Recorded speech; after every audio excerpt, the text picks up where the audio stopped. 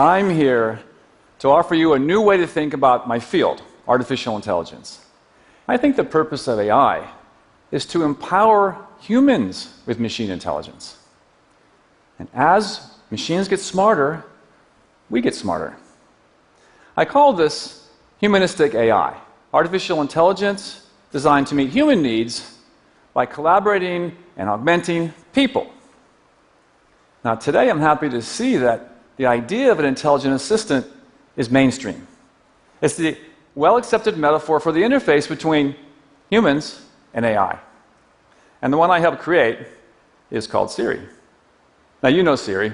Siri's the thing that knows your intent and helps you do it for you, helps you get things done. But what you might not know is that we designed Siri as humanistic AI to augment people with a conversational interface that made it possible for them to use mobile computing regardless of who they were and their abilities. Now, for most of us, the impact of this technology is to make things a little bit easier to use. But for my friend Daniel, the impact of the AI in these systems is a life changer. You see, Daniel is really social guy, and he's blind and quadriplegic, which makes it hard to use those devices that we all take for granted. The last time I was at his house, his brother said, "Hang on a second, Daniel's not ready. He's on the phone with a woman he met online." Like, that's cool. How'd he do it? Well, Daniel uses Siri to manage his own social life, his email, text, and phone, without depending on his caregivers. This is kind of interesting, right? The irony here is great. Here's a man whose relationship with AI helps him have relationships with genuine human beings. And this is humanistic AI. Another example with life-changing consequences is diagnosing cancer. When a doctor suspects cancer, they take a sample, send it to a pathologist who looks at it under a microscope. Right? Now, pathologists look at hundreds of slides and millions of cells every day. So to support this task, some researchers made an AI classifier.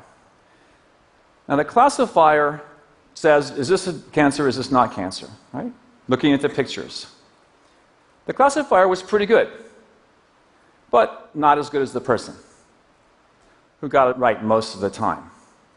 But when they combine the ability of the machine and the human together, accuracy went to 99.5%. Adding that AI to a partnership eliminated 85% of the errors that the human pathologist would have made working alone. That's a lot of cancer that would have otherwise gone untreated. Now, for the curious, it turns out that the human was better at rejecting false positives, and the machine was better at recognizing those hard-to-spot cases.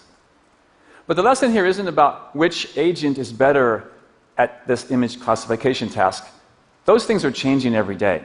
The lesson here is that by combining the abilities of the human and the machine, it created a partnership that had superhuman performance. And that is humanistic AI. Now let's look at another example with turbocharging performance. This is design. Now, let's say you're an engineer, you want to design a new frame for a drone. You get out your favorite software tools, CAD tools, and you enter the form and the materials, and then you analyze performance. Right? That gives you one design. If you give those same tools to an AI, it can generate thousands of designs. This video by Autodesk is amazing. This is real stuff. So now, this transforms how we do design. The human engineer now says what the design should achieve, and the machine says, here's the possibilities. Now, and her job now, the engineer's job, is to pick the one that best meets the goals of the design, which she knows as a human better than anyone else, using human judgment and expertise. In this case, the winning form looks kind of like something nature would have designed, minus a few million years of evolution and all that unnecessary fur. Now let's see where this idea of humanistic AI might lead us if we follow it into the speculative beyond. What's the kind of augmentation that we would all like to have?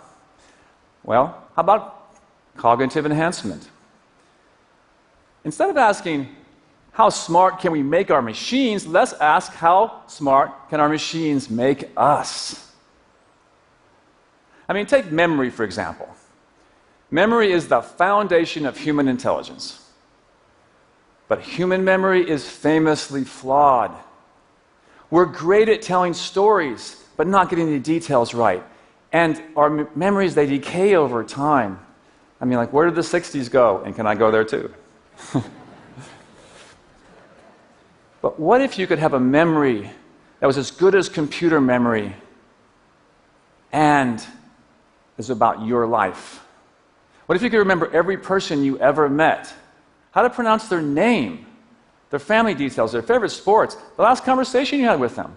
If you had this memory all your life, you could have the AI look at all the interactions you have with people over time and help you reflect on the long arc of your relationships.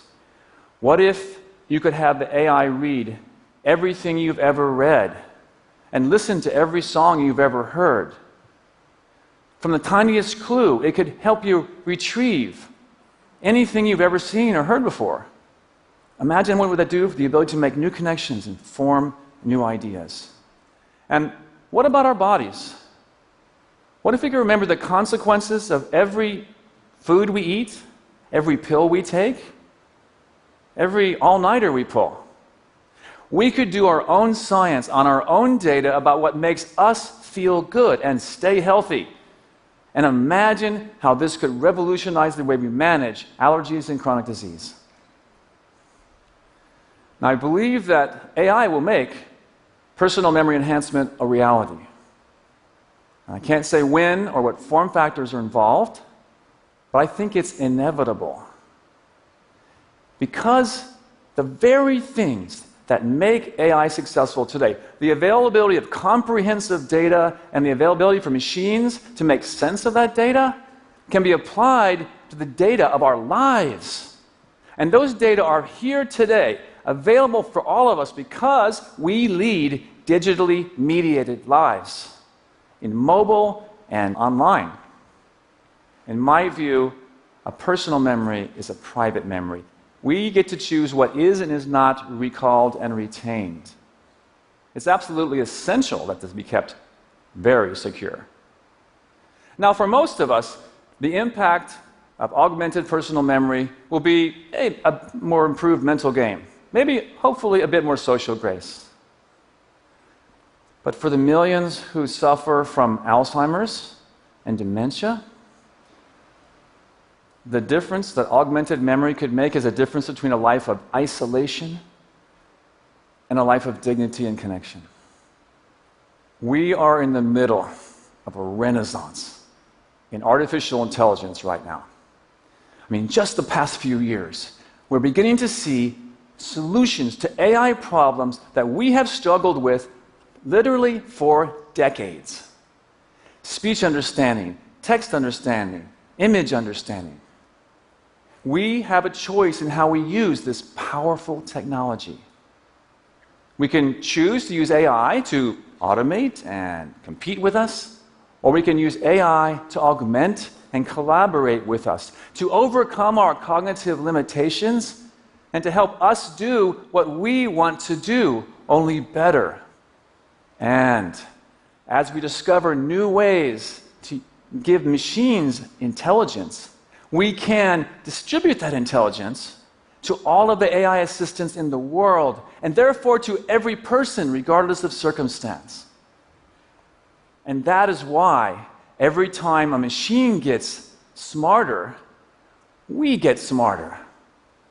That is an AI worth spreading. Thank you. Thank you.